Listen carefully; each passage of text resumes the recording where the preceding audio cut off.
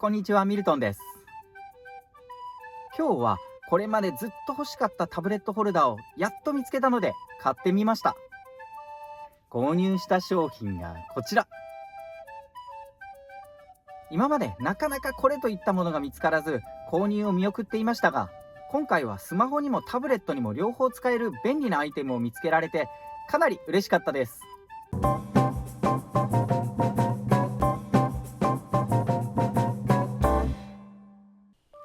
こちらは以前購入したスマホホルダー。車体に貼り付けることなく好きな場所に取り付けできて、角度や高さも自由に変えられます。スマホをワンタッチで取り付けできて、画面の向きも調整できてかなり気に入っているのですが、地図アプリを使うには少し画面が小さく、運転時に使うにはもっと大きい方が便利だといつも感じていました。そこで見つけたのがこのタブレットホルダー。こちらは CD スロットに取り付けするタイプで、粘着式やエアコン吹き出し口取り付けの商品はちょっと抵抗があったので、これを発見できてかなり嬉しかったです。これはその上 12.9 インチまでのタブレットを固定でき、私が探した中で Amazon で最も大きなサイズのタブレットホルダーでした。お値段は2369円。こちらの商品、レビューの内容も良かったので買ってみました。開封してみます。内容物はとてもシンプル。取説、CD スロットマウント、ブラケットの3点のみ。説明書は英語ですが、見なくてもできるほど簡単です。CD スロットマウントをブラケットのボールアダプターに合わせ、ジョイントを締めるだけで完成します。このタブレットホルダーは CD スロットにこのマウント部分を入れ、ネジで広げることで CD プレイヤーに固定できる仕組みになっています。角度調整はこのボールジョイント部分で行い、無段階で角度を調節できます。本体の重さも測ってみます。重さは約 202g、 小さめのスマホより軽いぐらいです。この EX ショーのタブレットホルダー、フックの高さが 1.9 センチで最も高いというのも購入の決め手の一つでした。念のためノギスで測ってみます。フックの端から端までで約 2.1 センチ。これなら厚手のタブレットケースでも使えそうです。私の iPad はケース込みで約2センチ。重さは Apple Pencil と合わせて約 970g。実際に厚手のケース付き iPad を取り付けてみます。このホルダーは縦横どちらでも固定できるので、まずは縦方向で固定します。はい、止めてみました。このようにしてみるとですね、止まってはいるんですけども、かなりギリギリですね。ご覧いただけますでしょうか。ここの部分ですとか、こちらに至ってはちょっと外れかけてるので、こちらの上の部分もですね、外れかけていますね。もうかなりギリギリというか、これで正直使うのはなかなか厳しそうな感じですね。こちらに至ってはこのように外れかけていますし、横置きしてみたいと思います。横はちょっと止めるの難しそうですね。こちらに至ってはもう外れてますし、ギリギリ使えるかと思っていたんですけど、結構厳しいですね、これ。車の衝撃で、ほんのちょっとした衝撃でこのようにずれちゃいますんで、ちょっとこれはケースを薄いやつを買い直そうと思います。買い直したケースがこちら。価格は Amazon で1799円。ケースの厚さは 1.3 センチ。私の iPad 第7世代用で、これなら問題なく使えそうです。持った感じかなり軽いですね。販売ページには 309g とありますが、念のため重さを測ってみます。重さは約 290g。 Amazon ページより軽いですが、ホルダーへの負担が減ってとても良さげです。この Apple Pencil が入るタイプで、この充電のソケットも入るタイプを買いました。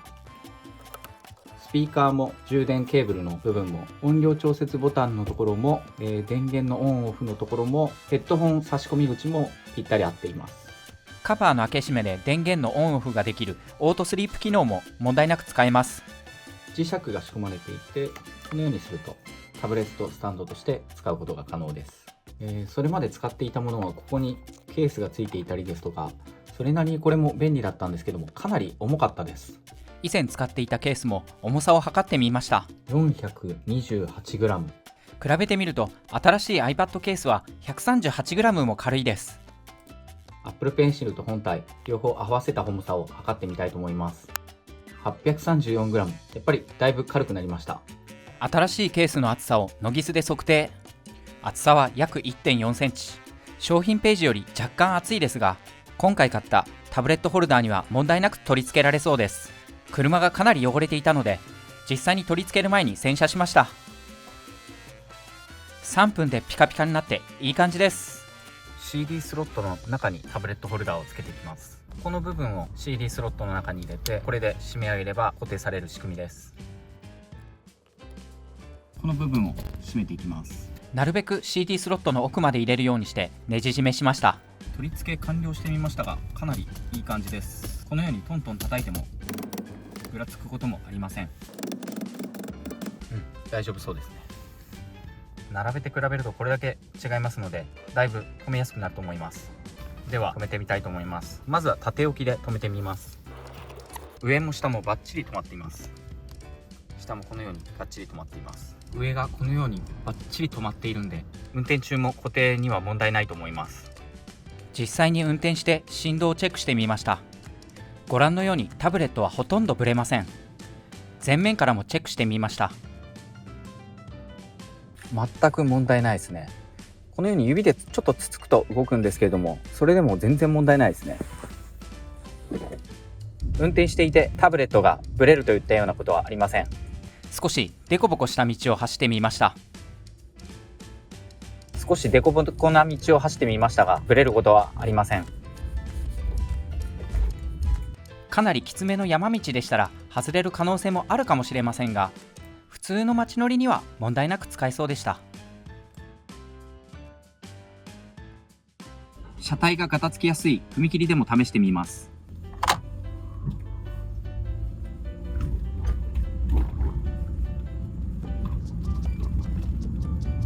山状の踏切でしたのでほんの少しブレましたが、ホルダーが外れることはなさそうでした。次はこれを横置きでも試してみたいと思います。横置きはホルダーの安定感がさらに増した感じでした。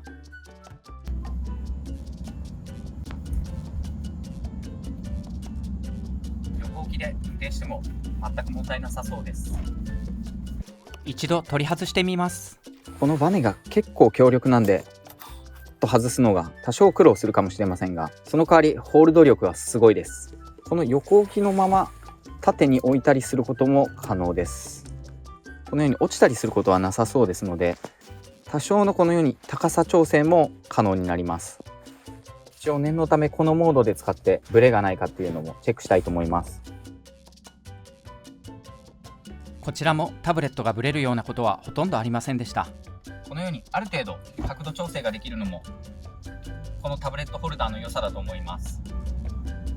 完全に自由に調整できるわけではありませんが、スムーズに回転させたり、軽く触るだけで簡単に角度調整できます。 CD を再生しながらホルダーを使用することも可能です。 CD を入れ替えるにはホルダーを外す必要がありますが、その点をクリアできれば問題なく CD 再生できます。このタブレットホルダーの欠点に一つ気づいてしまいました。このように CD のスロットに挿しているがゆえにプラスチックが膨らんでしまっています。ご覧のように CD は問題なく作動するんですけども、このように CD を入れる部分が膨らんでしまっています。ご覧のようにスロット上部がダッシュボードにひっついています。ちょっと取り外してみます。一応膨らんでいた部分は元に戻るんですけども、 CD も問題なく使えますので壊れることはないんですけれども、このように柔らかいプラスチックなので広がってしまうところはデメリットなのかもしれません。 CD を再生しながら再度ホルダーを取り付けます。上が広がってしまうので、あまりやりすぎると CD のスロットの機種によっては割れてしまう可能性もゼロであるとは言えないと思います。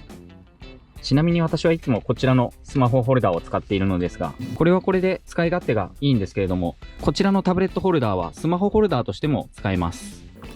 縦置きも横置きも両方使えます。なのでこれ1台あればタブレットホルダーにもスマホホルダーにもなります。スマホ用に一番小さい状態でのサイズを測定しました。サイズは 13.3 センチ。結構小さいサイズのスマホも置けそうな感じです。このホルダーを一番広げた状態のサイズも測定しました。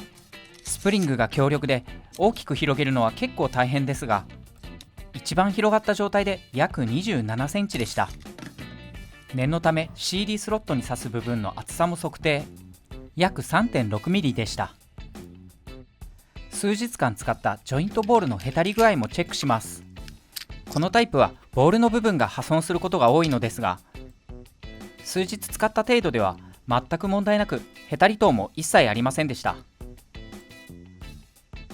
ボールジョイントを締めるキャップもしっかりした作りで、個人的な主観ですが結構長く使えそうな印象でした。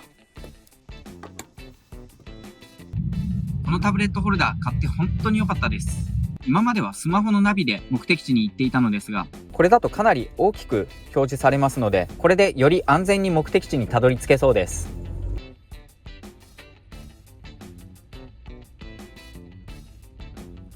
本日もご視聴ありがとうございました。